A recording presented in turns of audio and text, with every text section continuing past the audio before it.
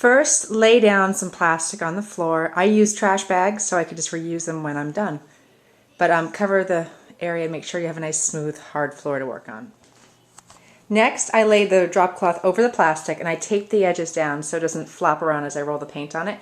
And now we will prime it. Okay, now I've got one coat of primer on, and I didn't go all the way to the edges. I kind of just filled in the shape because I'm going to be cutting it.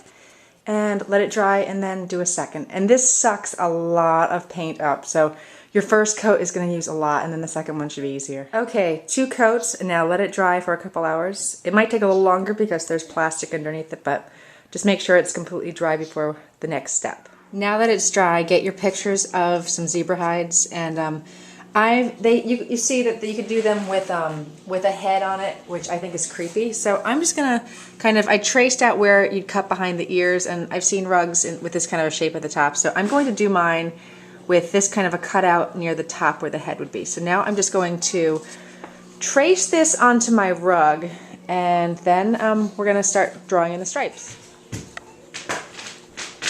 Now I've gone and basically just drawn in the legs, and you can see I drew all the stripes on the rug here, and I'm going to fill it in with paint. So now we're going to mix our paints. Okay, it's happy hour time finally, because before there's no way you could have been drinking. This is like 4 hours of priming and drawing, and you wouldn't be able to paint.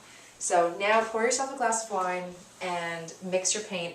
I'm using a dark chocolate brown. It's C2 paint, and it's the color French Roast, and it's one of my favorite colors. It's a great chocolatey blackish brown. But if you want to use black, that's fine, and go for it. I'm using this color, and do whatever you got. I mean, you can mix up your own color. So you're just going to kind of go and fill in the stripes that you've drawn. And you could have it be a little lighter in certain areas, darker in the other. This is supposed to be like a zebra, and zebras aren't all exactly the same brownish black everywhere. So if you're happy once you finish this, if you're happy with it, you can put a coat or two of a clear coat polyurethane on it. Use a latex so it doesn't yellow. And then, or if you want to make it look more like a real zebra hide, I'm going to actually be rubbing some like a glaze with a little bit of like an antique glaze to make it a little bit dirtier looking so it's not so white. And then once that's dry, you clear coat, and we are going to glue a rug pad. That's optional, but the rug pad will help it give it some weight, and it will keep it from slipping. But if you just want to have it as a simple painted floor cloth, then just cut it out, and I'll be back after I finish these stripes. Alright, I finished my stripes, and now what I'm going to do is show you guys just a basic wash technique. I recommend it because it hides a lot of footprints and any dirt that might get tracked onto your rug. But basically you're going to take a tablespoon of your paint, mix it in a pie plate or a dish with 1 cup of water, put it on a sea sponge. Sorry, my cameraman went to bed, so I'm doing it all right now. But you're going to just take it, and as you can see, I've done it on this side. You can see that light cast. And zebras naturally are not like purely white. You can see on here they have kind of like a cast along the sides and down under the arms and the legs. So you're just going to take your sponge and you're going to lightly just rub it onto the entire hide. And if it's too heavy in some spots, have another sponge that's just wet with water, and you can wipe it off before it dries. But you're going to just basically do the whole entire zebra. Let it dry, darken it in the areas you want, and once it's completely dry, we're going to put on a coat of polyurethane.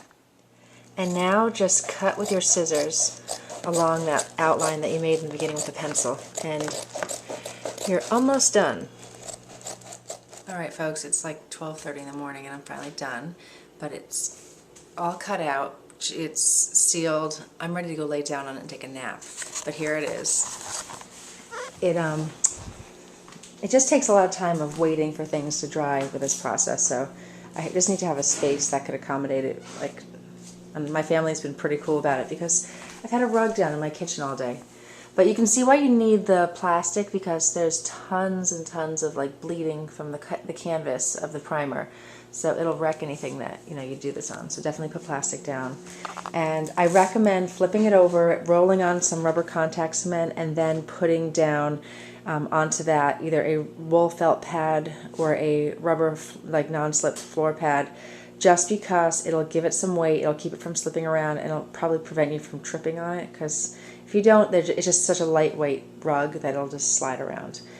So I'm off to bed, and I hope you enjoyed this edition of Gorgeous Shiny Things How to Happy Hour, and I will see you within a week.